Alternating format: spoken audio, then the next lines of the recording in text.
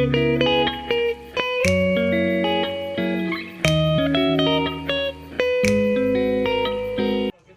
kemarin kita di Surabaya cuman transit doang, habis itu kita langsung jalan ke Malang. Dan sekarang kita udah di satu bukit, namanya Bukit Jemplang. Di sini keren banget. Kita rame-rame dan pada lagi foto-foto juga. Di sini view-nya sangat bagus. Nih view-nya nih.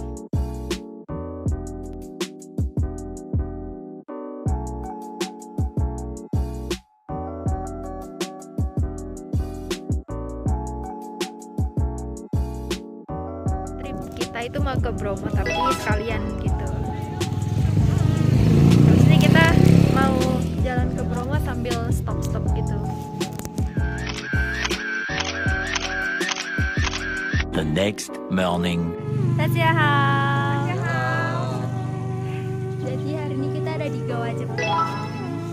Katanya tempat ini tuh dulu tempat penjajah Jepang, tempat para penjajah Jepang buat mereka di sana gitu. Jadi itu kayak markas mereka di situ. Dan kayak tempat ini tuh agak horor. Jadi kita harus jaga ya gitulah ya, harus hati-hati juga di sini. Terus di situ ada rusa. Oh ya, terus kalau kita masuk sini, pikiran kita tuh harus tetap positif, jangan mikir macam-macam. Terus hati kita tuh harus tetap happy gitu. Jangan sampai kita bengong atau gimana gitu. Jadi kita bakal menelusuri ini dulu.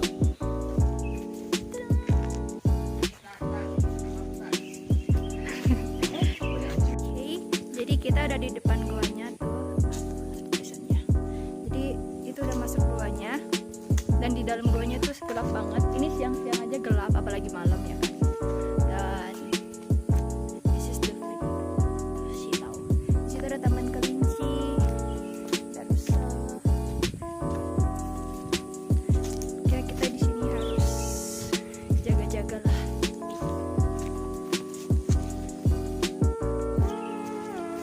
Jadi rasa isinya cuma itu aja. Jadi kita mau lanjut ke tempat berikutnya.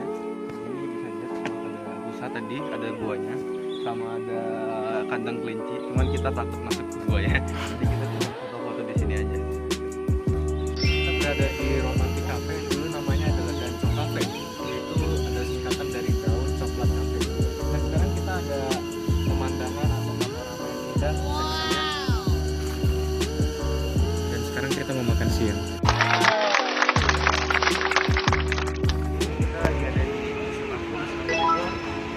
Museum transportasi, mulai dari pesawat, kereta, mobil, motor, dan lain-lain. Nah itu tuh motor-motor zaman lalu, transportasi zaman dulu gitu loh, kayak zaman 80-an. Jadi agak vintage gitu. Jadi stay tune.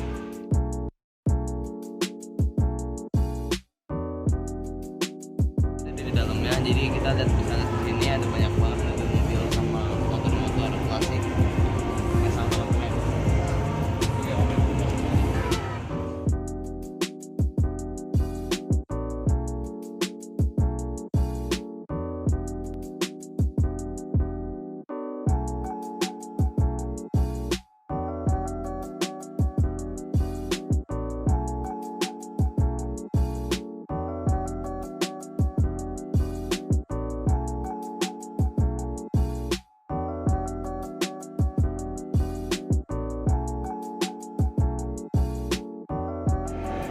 They are seeing Titanic.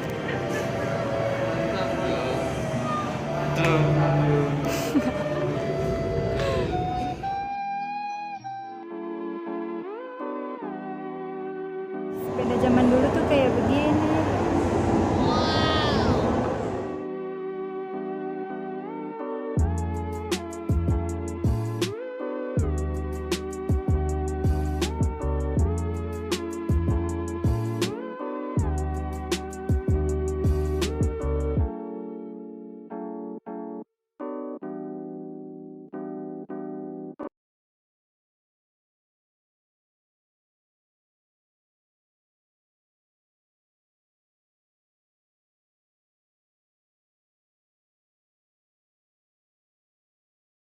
Oh, handphone.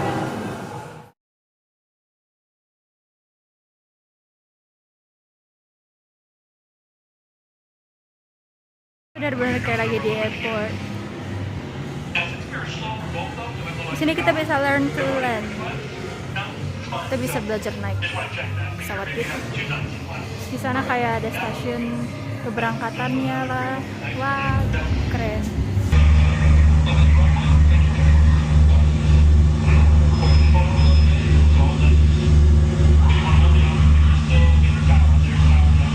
Kita kayak lagi masuk airport gitu. Wow.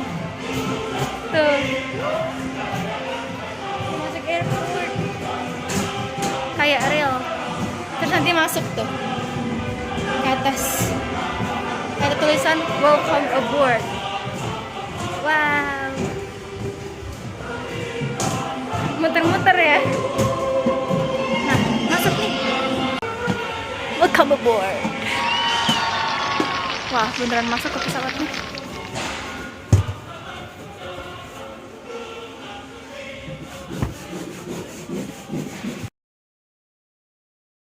Ini alat-alatnya.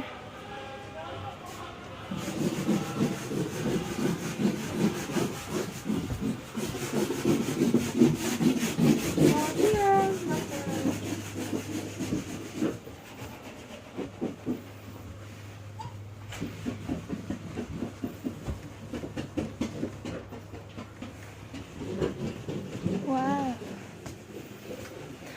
Ini kue berapa loh? Nggak tahu. Bancu tanya itu kuenya bener atau bohongan. Si pintu evakuasi. Pintu keluarnya. Wow. That's great.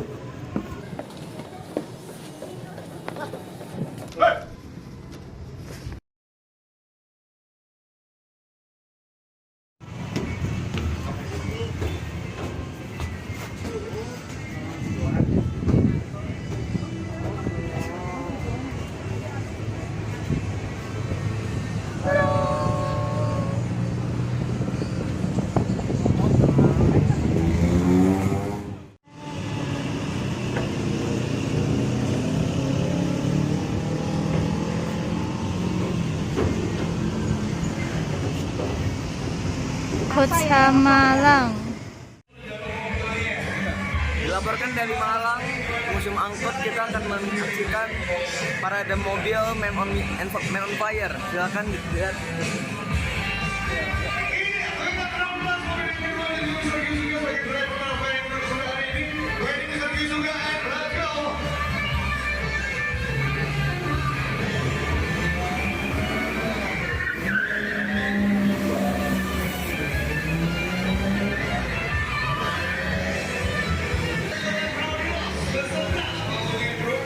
Seru kan guys, jadi kalau mau ke Museum Angkut jangan lewatkan acara seperti ini. Acara ini tuh di jam 3.20.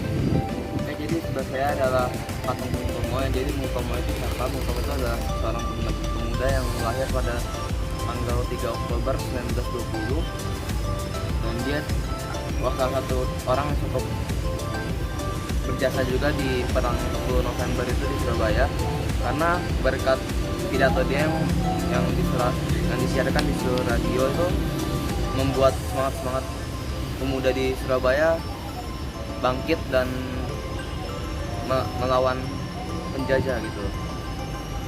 Jadi Bung Tomo ini sangat amat berjasa bagi Indonesia karena telah membangkitkan semangat pemuda pada saat itu.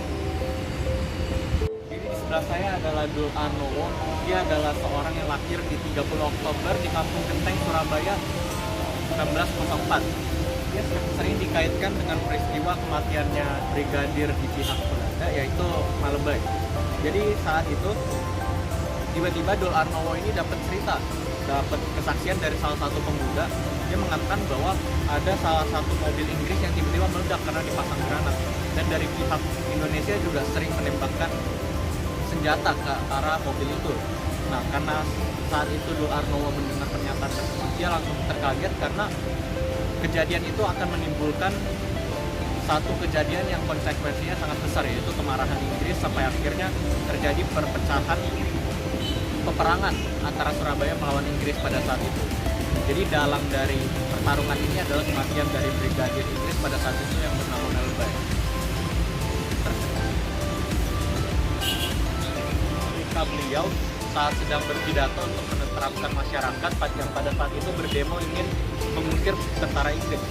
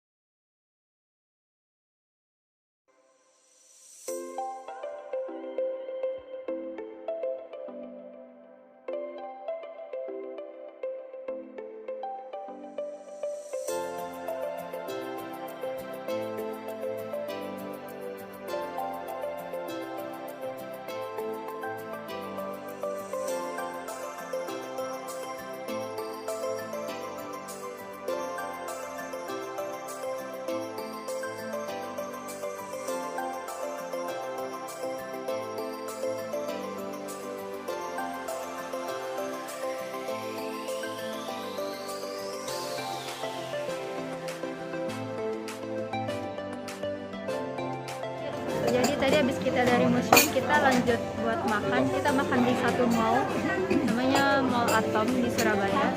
Nama restorannya itu Pagoda. Ini restoran vegan. Kita lagi nunggu pesanan sekarang. Ada yang pesen rawon, ada yang pesen nasi bebek, dan lain-lain. Dan kita mau makan dulu ya. Jadi di tempat yang kita makan tuh ada banyak makanan-makanan khas Surabaya. Ini menunya nih. Nah, ini ada rujak cingur. Ini khas Surabaya. Ini di Surabaya juga banyak. Lalu ini kita makan rawon. Rawon juga. Nanti ada yang makan nasi bebek. Ini kan ada kupang nih. Menarik perhatian ya. Itu katanya kayak semacam kerang-kerangan gitu dari Protena katanya gitu.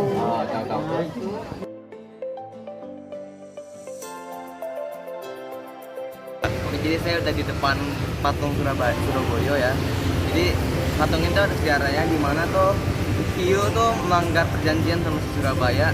Jadi sama si Baya maksudnya. Jadi mereka jadi berantem gitu. Jadi yang diorama ini, patung ini. Nah, patung ini tuh juga jadi simbol pemudanya di Surabaya. Saya dulu kan mereka melawan para penjajah kan gitu kan. Nah jadi Baya itu melambangkan pemuda Surabaya dan hiu itu melambangkan, Suro itu melambangkan penjajah gitu. Jadi ini salah satu ikon di Surabaya.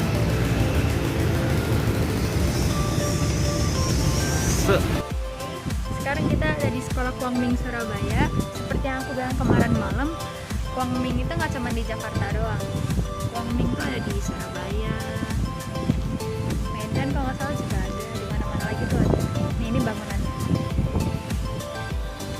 Mereka lagi masih tahap pembangunan. Jadi di sini tuh dibangun sejak tahun 2014. Maksudnya sekolah Kwangming di Surabaya tuh ada sejak tahun 2014. Dan sekarang, dulu mereka itu muridnya cuma 4 dari 4 dan sekarang muridnya ada banyak gitu. Dan Sabtu Minggu ini mereka bakal ada bazar. Keren deh. Dan sekolahnya sekarang masih SD, SD TK gitu doang, PG. SMP-nya masih diproses. Jadi keren deh sekolah di sini. Maksudnya jadi hari ini, malam ini kita bakal nginep di sekolah Kwangming Surabaya. Nah, dan besok juga kita bakal bawa kegiatan.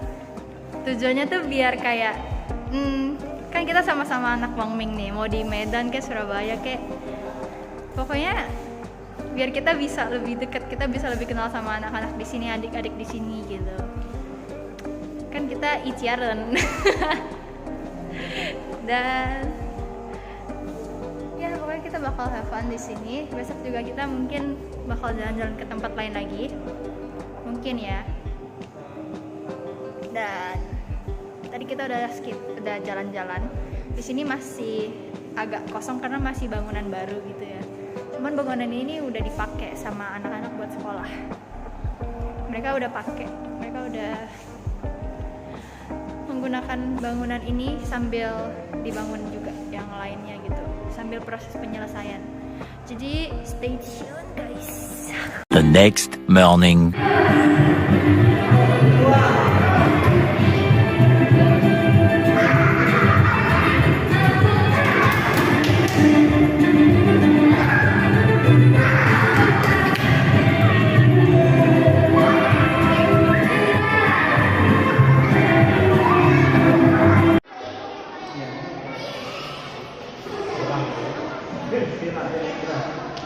Kita mulai ya.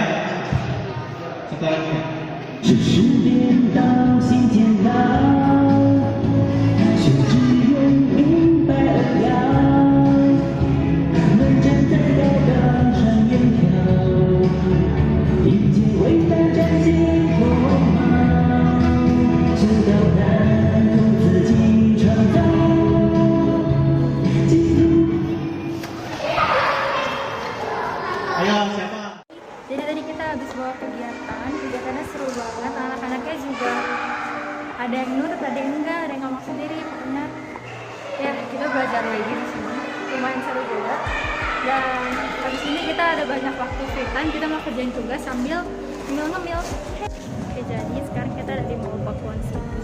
Dulu mall ini tuh disebut sebagai East Coast Mall, sekarang udah jadi Mall Pakuan City. Jadi Pakuan City itu salah satu komplek yang cukup besar.